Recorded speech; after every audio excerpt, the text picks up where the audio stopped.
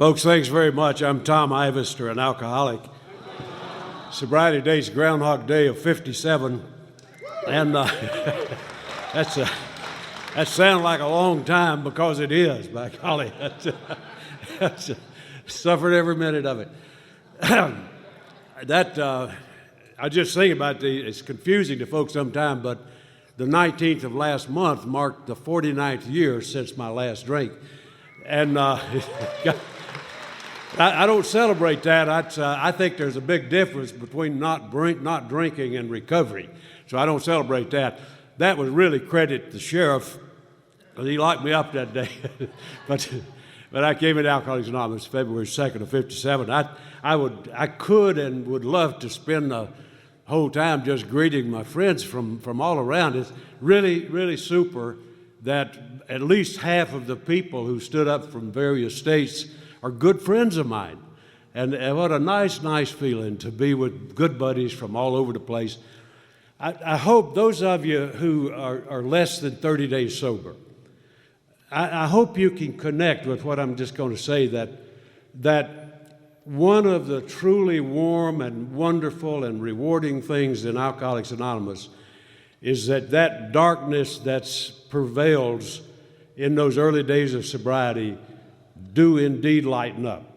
And instead of feeling like you're alone on the face of this earth, there comes a time when you genuinely not only feel connected, but are connected to people all over this place.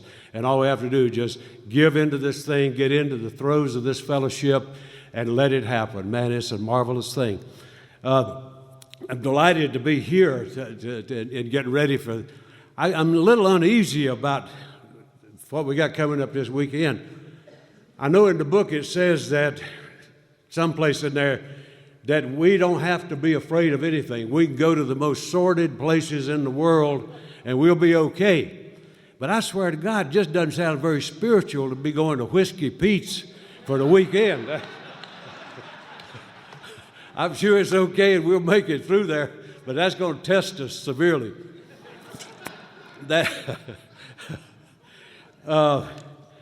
The other thing I just want to share, my wife is here somewhere. She's true to form. She's on the very back row. Yeah, she is. Right on, behind the back, right there. That girl. A lot of y'all have heard me talk about her. Got her loaded up this time, and we've got a pretty nice room downtown, and we came in a couple of days early because she doesn't sin on a regular basis. She kind of gets evil. And so I like to get her to Sin City and let her just turn loose a little bit once in a while. and so we were sitting there today looking out the window at this beautiful way to look out over the town. And I said, this is something. A little old girl from a wheat farm in Saskatchewan and a good old boy from the cotton mill culture in North Carolina. And here we are sitting way up high in Sin City, USA. Man, we ain't doing bad at all. And that's the truth. That is really, really something else. And so I kind of want to tell you about how that came about. I'm going to have to go fast. Got a timekeeper. He told me I had 2 minutes to go before it started. So I'm going to quit my drinking and get into talking about drinking. I want to just sort of share with you, and I'll have to do it in a rush and hurry. By the way, I hated to break up a really good meeting with a speaker. Y'all were just having a good time with what you were doing, and that's kind of a downer, just come in here and start talking about drinking, throwing up 101 and all that stuff. But that's what I'm going to do. I'm a guy, just a fairly typical kind of a dude, I guess. I was a lot like Calvin. I used to be big and black. And I don't know what happened. I knew malnutrition set in or something. But I was a lot like him in the ways that matter on the inside. And like most of us that I've ever met here, we're folks that just sort of have a little uncomfortable time with this thing called life. And I was one of those. Yeah, I think we come in two basic varieties, us alcoholics. One is the slow bloomer and one is the real quick study. The slow bloomer just drinks a long time and then he finally wears out or something and gives up the ghost. Some of us are just naturals. I mean, we're basket cases from day one, and that was me. I found booze. I found a marvelous solution to every problem I ever imagined, and that's what alcohol constituted for me, was a real solution. And I'll tell you something, it never did quit being a solution. I think the saddest thing I've ever heard an alcoholic say is it quit working for me. Mine never quit working for me. I never went to booze a single time that I didn't get exactly what I was looking for. Unfortunately, there came a time when I started getting a lot more than I was looking for. I not only got the solution, but the solution became the problem. And so booze was a tremendously important thing for me. I loved it. I loved how it made me feel. I loved how it made me act. I loved everything about it. Loved the folks I hung around with. Loved the trashy behavior. Loved most of it. Never got real fond of dry heaves or going to jail. But other than that, I mean, I loved everything about booze. And I'll tell you something, I would be doing it right now. Here in, this has got to be the spiritual epicenter of anonymity. What happens here stays here. Is that anonymity or what? And I would be doing it. Yeah, when I get into a city like this, I feel the old vibes coming. I feel the tempo step up a little bit, and it would just be a natural for me. But there's one reason that I'm not doing that, and that is that I developed alcoholism. I'm not going into a whole bunch of dissertation on anything, and certainly not alcoholism, because I don't know a lot about it. I've heard a lot about it, read a lot of books, seen a lot of movies, listened to a lot of tapes, listened to a lot of experts that gave me headaches. But I'm telling you, after all these years, I think I probably know less about it than I've ever known. But I do know one enormously important thing about alcoholism. I have it. I have it. Don't know why. It doesn't matter why. Really isn't all that important. Etiology of alcoholism is kind of a fascinating study. It's pointless, though, because it doesn't really matter. What does matter is that somewhere, best I can tell, in my 18th year, I did what we call crossing a line. Doesn't say that in the book anywhere, but that's what we say, crossing a line. And that's what happened to me. I didn't notice at the time. I was up in Brad's country, and being in Alaska will make you lose your hair. I noticed that. It'll also make you lose your mind. I was stationed up there in the military, and that is where I developed alcoholism. Now, they weren't nice enough to put me in Wakula, where Brad's from. I was in the Aleutian Islands. And there's no human got any business on the Aleutian Islands unless he's a raving maniac. I mean, that's the only thing got any business up there. And they put me, a nice young gentle flower of the South, and they stuck me out on that rock in the Bering Sea. And I did my best to drink my way into oblivion every moment of the day. And somewhere in the middle of that madness, I crossed that line. Now, I didn't notice it because I was quite drunk when it happened. Was not noticing subtleties, but something happened, and we refer to it as crossing the line. The best definition that I've ever heard of alcoholism from all the hundreds I've heard is a simple little thing on that first page of the 3rd chapter, more about alcoholism, where it says, we alcoholics are men and women who have lost the ability to control their drinking. That's exactly who I am. I'm a man who lost the ability to control my drinking. That's probably the most fundamentally important thing I'll say tonight, and I hope I hear it, because that is my problem. My problem is not what happened to me circumstantially as a result of my drinking. I'm not alcoholic because I went to jail a lot. I went to jail a lot because I was alcoholic, just the converse. I'm not alcoholic because I got my nose broke, lost my car, woke up married one time, for God's sakes, to a woman I didn't even know. Now, I tell you, buddy, that's bad liquor when you do something like that. Won't make you stop drinking, though. That's not a product. That doesn't produce alcoholism. I'm an alcoholic because I lost the ability to control my drinking. Don't know why. I really don't care why. But what I do know is this. If I take a drink of anything with alcohol in it, something happens to me that doesn't happen to 9 out of 10 human beings. I cannot predict how much I'll drink, how long I'll drink, where I'll drink, what I'll do when I drink. Nothing. It's just an absolute adventure, and that's exactly what happened when I was 18. My life just sort of took off like Topsy, And it happened in such a hurry that I was past the point almost of no return before I even knew I was in trouble. I was thrown out of the military when I was 20 years old, for God's sake, just barely shaved, and I'm thrown out as being unfit for military service. And most people in the military back then were leftovers from the Second World War. They were a rough crowd, and they'd get some potential rocket scientist like me, throw me out as being unfit for alcoholism. 20 years old. Of course, you know how much impact that had on me. But my life just sort of went downhill in a rushing hurry.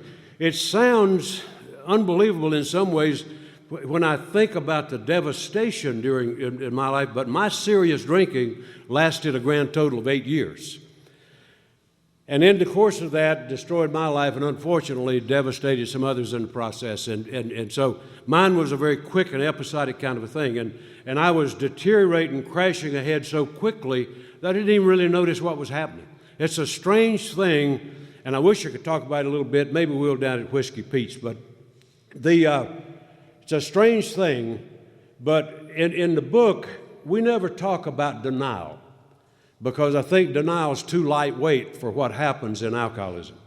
What we talk about in the book are two things, delusion and illusion. Delusion is an inability to separate the true from the false, the way the book describes it. Now, we see something and we don't see it as it is. And an illusion is believing things that don't exist. And that was the story of my life. When I was caught up in the worst era of my drinking, it looked normal to me. Yeah, I'd see people going to work with a lunch bucket and they looked weird. Yeah, I looked a little weird sometimes. I remember one time when I was still working, before I gave up on that, going to work one time. If you get drunk early enough, you get sober at weird hours. And so I was still trying to salvage a job. I leaped up, grabbed a lunch bucket somebody packed for me, and I ran up to the bus stop. Didn't have a driver's license, unusual. And I'm waiting for the bus, and some of my drinking buddies came by. Where are you going, man? I said, I'm going to work. God knows I got to get there today. They said, it's 6 o'clock. I said, I know that. They said, it's 6 o'clock in the evening. I'd already gotten drunk one time, sobered up, and I'm ready to go to work, so I just got drunk again. Didn't go to work the next day. But anyway, that was me. I was just sort of that kind of a wild, crazy guy. And even though my life became something totally bizarre to observe, to me it seemed normal. I never believed I would ever get into the condition I did, but by the time I got there, I was so caught up in that illusion and delusion and pretense of what my life was and all of the kind of rationalizing that I couldn't even see what was happening. I reached a point in life I was darn near unemployable, and unemployed most of the time. I'd survived by hustling and scuffling and taking advantage of folks who made the mistake of getting too close to me. And I'm not proud of anything I did. I'm not proud of using folks and hustling and conning and taking advantage of people. I'm not proud of that. I'm not proud of rolling other drunks. But the society I lived in, you were either the rollee or the roller, because in that place, somebody going to get rolled every day, and it's just a matter of whose day was up. And so I'm not proud of that. Yeah, not by any stretch of the imagination. I was not a gangster or anything like that. I was just one of those social derelicts that was wandering around surviving by whatever it took to survive. Never thought I'd ever sell my blood $5 a throw. But that's what I did. That's what the folks that I hung with did. That's what I did. And I'm confident I'd have let them pump me dry if they hadn't had safeguards against people like me. So I gave them all it'd take. And so, I mean, it was just that kind of a wipeout. And it'd be real nice to tell you that I got a lot of friends in this room, many, many people here. I don't ever have to worry about just falling out at the podium, because about every group I talked to, at least half the group could finish the story. Flanagan could. I know good and well Flanagan could. He's got a good memory. Well, to have drunk as much wine as he drank, he's got a fairly decent memory. So a lot of people could finish it for me. And so it would be nice if I could say that I had enough and looked for help, but it just didn't happen that way. I wound up doing the kind of thing that I know every alcoholic in this room has feared doing. Probably family members have feared even greater doing the kind of thing I did. But it's just one of those things that happens in alcoholism all too often, but my God, how many folks like us dodge the bullet. And so what for most people is a bad dream, in my case and many others, it became a real nightmare. And what I'm talking about, I came to one morning in jail, assumed I was in there for the same as always. And I was at a point where when I woke up in jail, I was fairly relaxed about it because it was my most frequent address. And I never had anybody put me there by mistake, at least that admitted it. And so when I came to in there, I assumed it was for the same as always, just street behavior. And when I wait a little while, the jailer came by. I knew him well. And I said, when can I get out? And he said, I hope never. And kept walking. And I had no clue what he was talking about, but I knew he was not kidding. And then some of the other guys in the drunk tank there told me that the night before I'd been driving somebody's car, blind drunk, blacked out, down the main street of that city, and run down and killed 2 people. And even though I was a social wrecking ball, I was not a subhuman. I was not a cretin. I was not somebody that was insensitive to human life. And when I was greeted with that information, I guess it was just a defensive thing that I could not accept the information. I could believe it. My God, I knew I was capable of anything, but I just couldn't handle the information. And then just pretended it was not true for a little while, and then gradually the truth came in. I had done more damage than any drunk ever ought to be allowed to do. I'd committed a crime for which there's no suitable punishment. There is none. And so what I did, I just was in such a deep pit of despair and guilt that all I wanted to do was disappear. The first time I'd ever been in jail, didn't try to get out. Didn't want out. I was afraid to get out. I was ashamed to get out. I was ashamed to be breathing when 2 fine young folks no longer were because of me. And so I had absolutely no thoughts of getting out, no more angles and no more curves to shoot. And then for some reason, the policeman there took it on himself. I don't know why. I never knew who he was, but a fellow called my family down in North Carolina. He learned who they were, I guess, and well, he had to because he called them, told them they had a guy up there in a lot of trouble. If they wanted to do anything, they better come up, and so they did. You know how families are. And so they came up, and it proved to be the last time they ever had to get me out of jail. So far, my mother's been dead now for a number of years. It was her last one, thank God. And when she died, it was with a heart full of gratitude for a program that had given her a son for 29 years, of whom she was enormously proud. And so I'd be grateful. Of all the things I've got to be grateful for, that would be top of the list. So tremendously, that she came, along with my sister. I didn't know how to tell them I didn't want to get out of jail, that I was afraid to get out. They got me released on bond, charged with manslaughter, and knew I would never drink. Not because I was alcoholic. I didn't believe I was alcoholic. I didn't even know what an alcoholic was, but I knew whatever it wasn't me. And I just knew that I wouldn't drink. I mean, God knows, how could you possibly drink after having done something as horrible as that? The better question is, how would you not drink after committing something like that? But I had no clue about that. I just know that I got out on the 17th of July. On the 18th of July, I was as drunk as any human's ever been, and did my level best to stay that way till November the 19th of 56. And I didn't intend for that to be my last drink, but that day I knew it was going to be my last one for a long time. I was going to be tried that day. And there was no trial. I had no defense. The hell of blackouts is there's no defense. I mean, somebody tells you what you've done, you can't even argue with it. You can't even tell a version of it. There's none. And so that day came for that trial, and I finished a bottle of gin. It probably had almost as much as that bottle has. And I finished that off, went down, knew it was a one-way trip. I knew that I would not be coming back out of that court. And the prediction was true. I listened to the trial as if I were on the jury. I had to listen to the evidence just like they did, and I would have convicted me. My God, anybody would have. And when they got through, they delivered a verdict, and the judge delivered the sentence. And I was sentenced to a max of 15 years in Michigan State Penitentiary. Now, I'd been, as you gathered, I was not a hothouse flower, and going to jail was routine for me. I have no clue how many times I've been to jail. I like to think I've been the exact right number of times, because the last one was enough so far. Maybe one more would have been too many. I like to think it was the right number. And so when that sentence was passed that day, I guess as any human being would do, I had an instinctive reaction of fear. And yet at the same time, the most real sense of relief I'd ever known, because I knew it was done.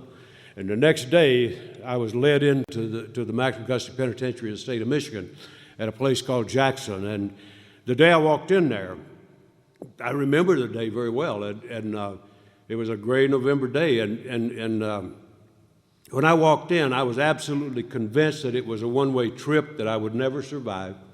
And I didn't care. I just simply didn't care. It was not callousness or anything like that.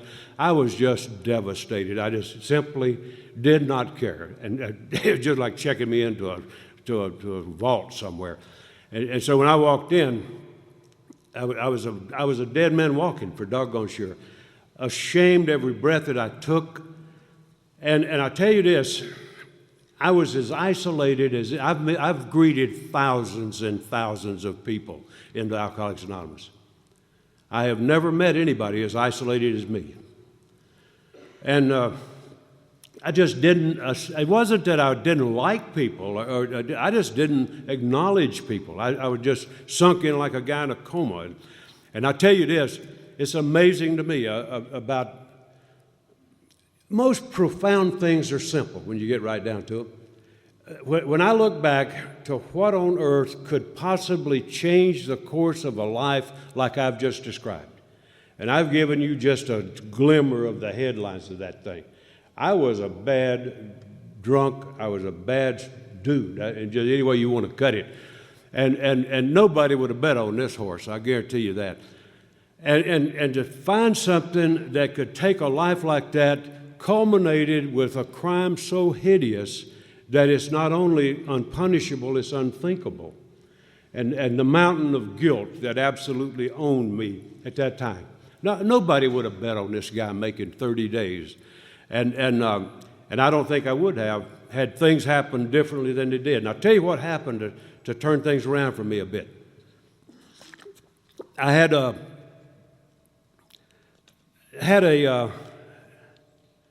guy to interview me one day. And I'd had many, many people interview me about my life and about problems and all that kind of stuff. And this guy, when he got through talking with me, made the same astounding diagnosis that everybody had that I'd ever talked with. My God, you sure drink a lot.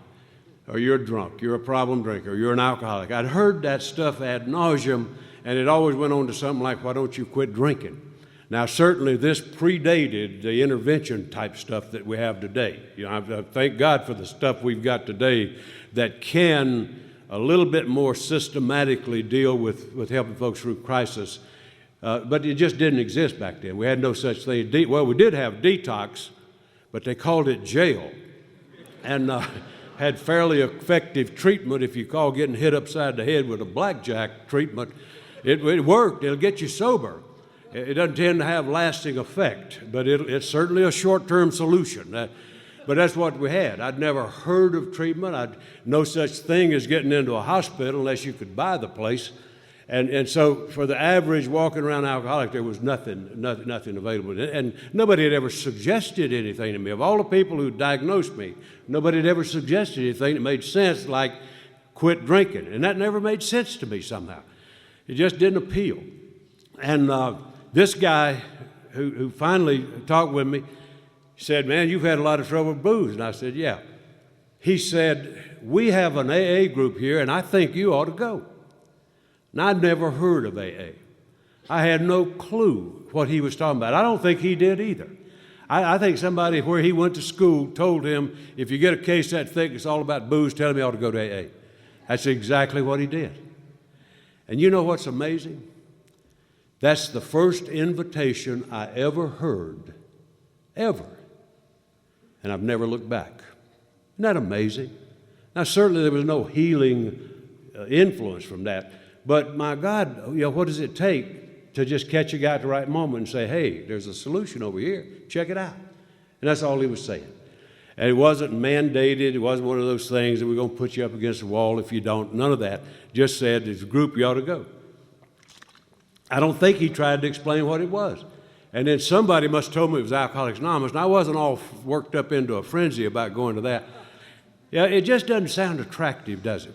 Alcoholics Anonymous, yeah, who in the world would ever aspire to be a member of Alcoholics Anonymous? secret drunks.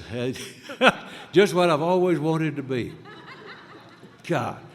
Well, I mean, I just sort of had some mixed reactions when I started to get a little bit of information about what it was. I figured it'd be something like a tent meeting revival like we have down in the Bible Belt with shake snaking and drum beating and all kind of stuff. I knew it had to be some kind of a religious thing for sure. And so when I walked in, huge group, when I walked into my first meeting, February 2nd of 57, had no clue what to expect. They had one guy spoke to me. They had 300 members in the group. And one guy spoke to me. Had an officer on the door, and he read my name off my shirt. I said, yes, sir. And he said, sit down. And I sat down and listened to my first meeting. The first thing we did was pray. We did that serenity prayer. And that's not a long prayer, but it sounded long to me. And as soon as they started praying, I said, I knew it. My God, they got me now. And now I'm going to be here. Before long, I'll be taking up quarters at the airport or something.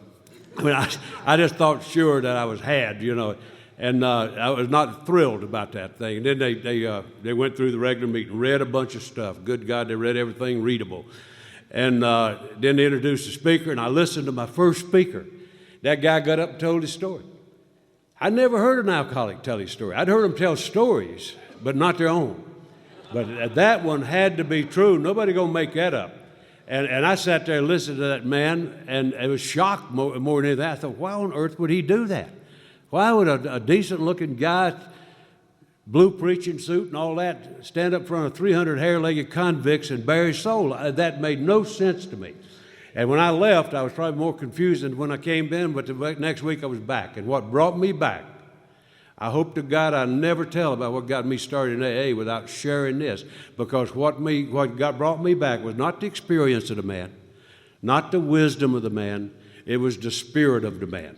He was genuinely the most enthusiastic person I had ever met up to that time. Thank God for that. Thank God I didn't get some gloomy Gus that was just so happy he could throw up.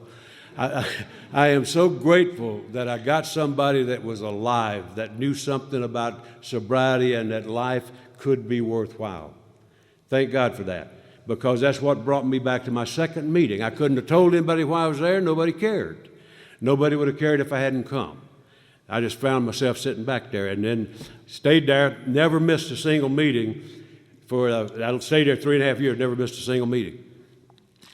Whether it's once a day or once a week, never missed one. And it was a slow go for me. I tell you, I'm going to have to, my card man is getting warmed up now. But I'm going to have to go real rushing like on this thing. Just tell you this. I'm a believer that, just like it says in Doc's opinion, that Alcoholics Anonymous is not just some goody thing that we get into and the fellowship will take care of it. I'm not a believer in that. I think the fellowship is a powerful thing, but it's a limited thing. Because there'll come a time when the fellowship ain't there. I'm going to be by myself, and if I don't have something more than that, I'm going to be in a world of hurt. I believe in exactly what it says in Doc's opinion there. Someplace it says, it doesn't say it in these words, but for an illness as severe as ours, we have to have more than frothy emotional appeal. We have to have a solution that has depth and weight.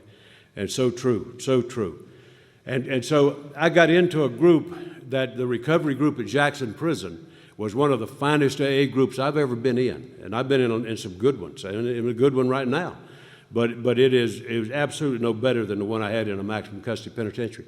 I was introduced to this fellowship by people who understood the fifth tradition. They did a great job of carrying the message to new guys, and they helped me understand the design for living called Alcoholics Anonymous. They helped me understand the steps. And I'll just visit them in a word and just sort of synthesize it this way. You know, the steps to me break down into three kind of manageable compartments. The first three are basically about surrender and finding a power. They're not about recovery. They're about establishing a foundation for recovery. They're about stopping the bleeding, about giving a place so that we can hang on. I know people who have spent their entire sobriety and never gone beyond it. I've known some who've never gone that far.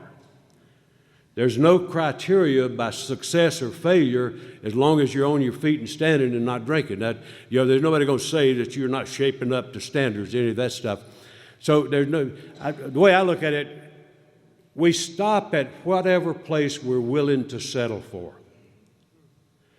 I'm not somebody who could stand, I could not get by on the first 3 steps. That's not enough for me.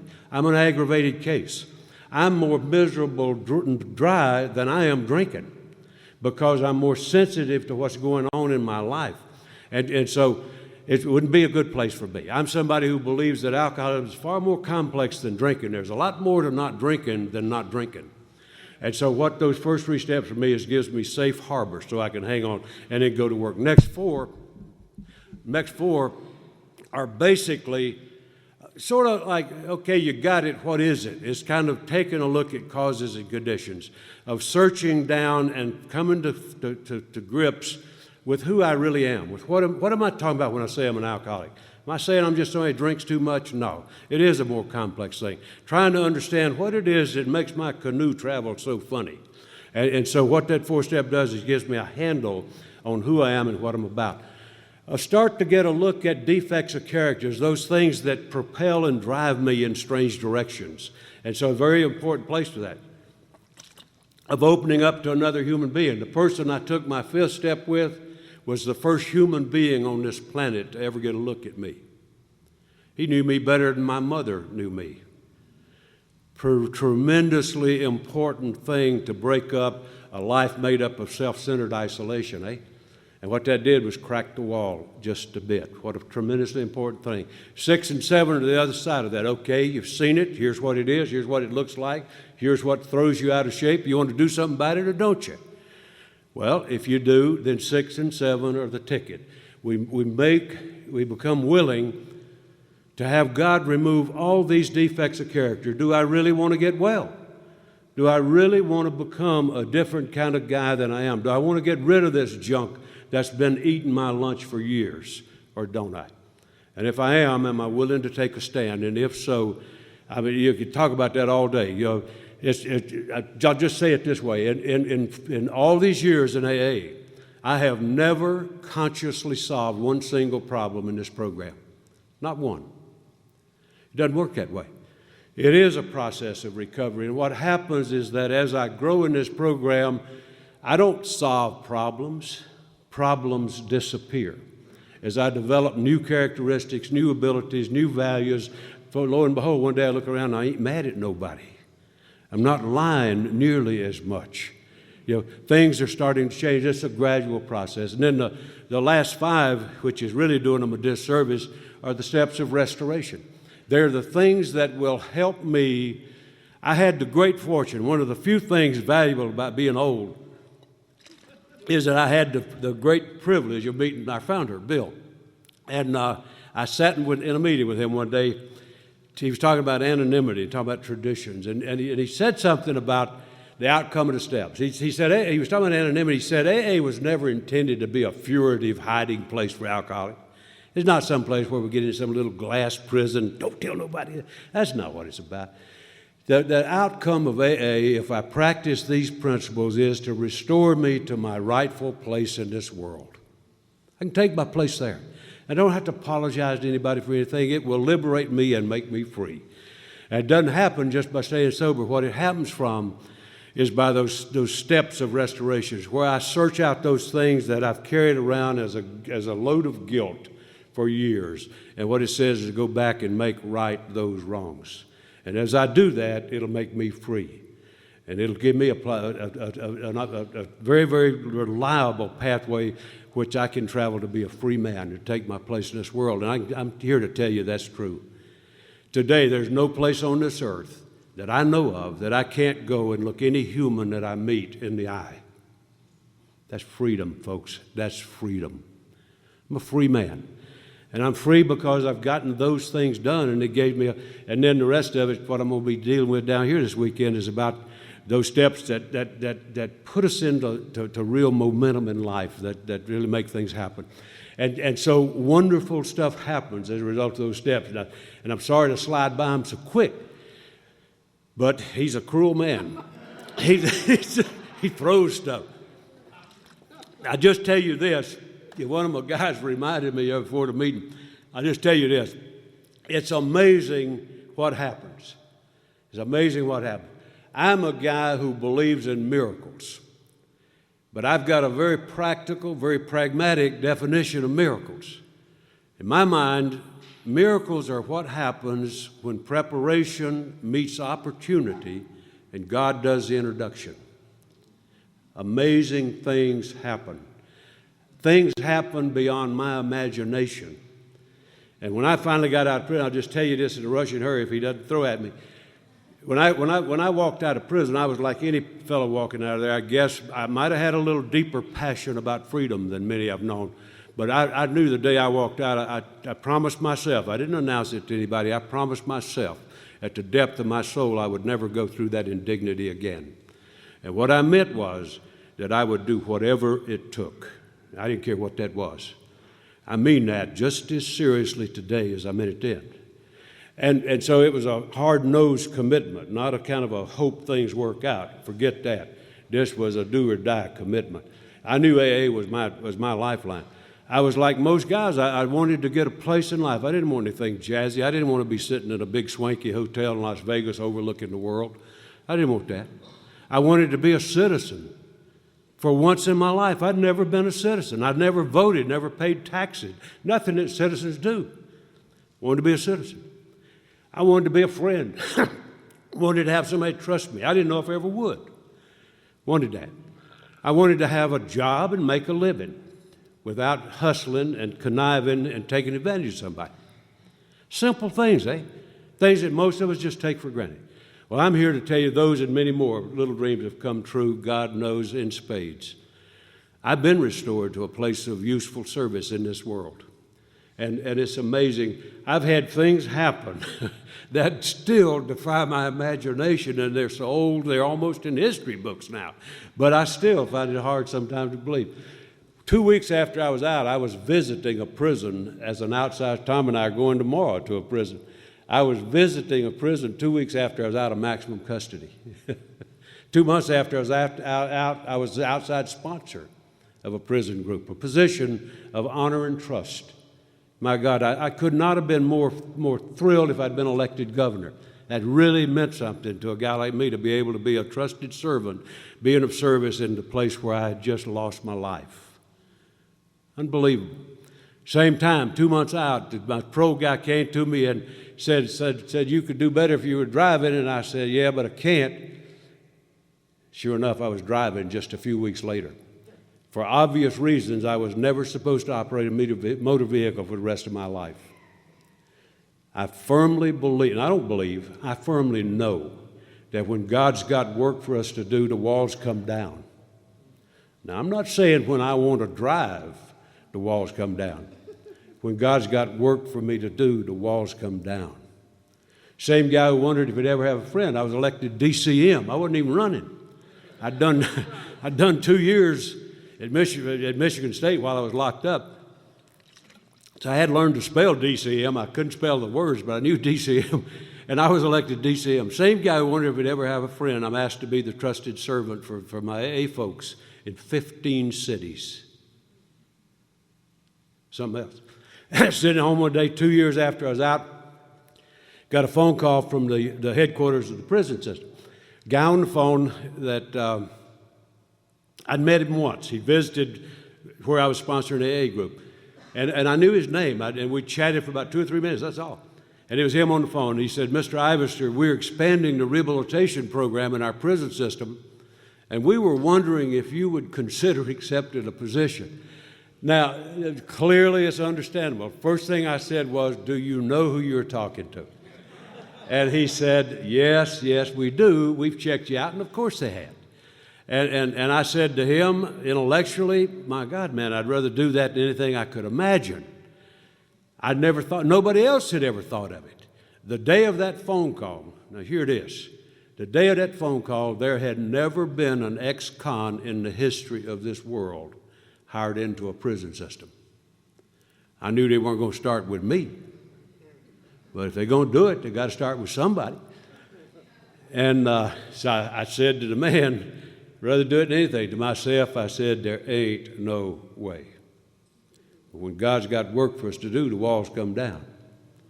And I was employed as a rehabilitation officer in the prison system of North Carolina, and I functioned there as a professional employee for 39 years. I wound up being the oldest rat in that barn, too. I didn't mean to stay that long, but I was interested in what I was doing and had a phenomenal career. I wouldn't have traded with Bill Gates. I didn't make quite as much money, but I literally would not have traded with Bill Gates nor anybody else. I had a wonderful, can you imagine an opportunity to go back and be a leader to make changes in a world that you'd invested part of your life in? Can you imagine that? Now, I'm not a professional ex-convict. I don't know of any market for professional ex-convicts. I'm a correctional professional. Well, not now. I'm unemployed right now.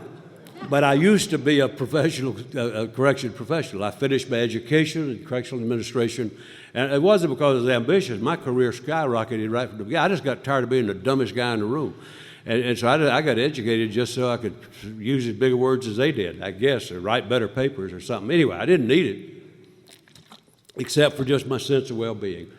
And so it was a marvelous, marvelous career that I wouldn't have traded for anything. And the day I retired, folks in AA, word gets around, to be an anonymous program, I bet stuff that happens in Vegas gets around. But to be an anonymous program, it's amazing how the word gets around. And word got out. I let it get out about a year before I retired that I was getting ready to hang it up. And folks in AA came to me and said, Tom, we need some leadership in what we're trying to do in corrections. Will you chair the effort for our state? And I'm just finishing a 39-year high-pressure career. And like any human, I thought maybe I ought to take a break. But it didn't. And I'll tell you what, now, it doesn't take long. We ponder decisions. It doesn't take long to make a decision. What takes a long time is the indecision that precedes it. And so it took me about 30 seconds to make a heavyweight determination. I thought about it, yeah, sure, I wouldn't mind taking a break. But then I thought, if there's anybody in this country that understands the dilemma of an alcoholic in prison, buddy, it's got to be you. I've been studying it all my life. For God's sakes, if I don't know it, I'm dumber than a post. And if there's anybody that has access to the system, it's me. I felt like I'd hired about half the people that worked there. And so I had access, like second to none.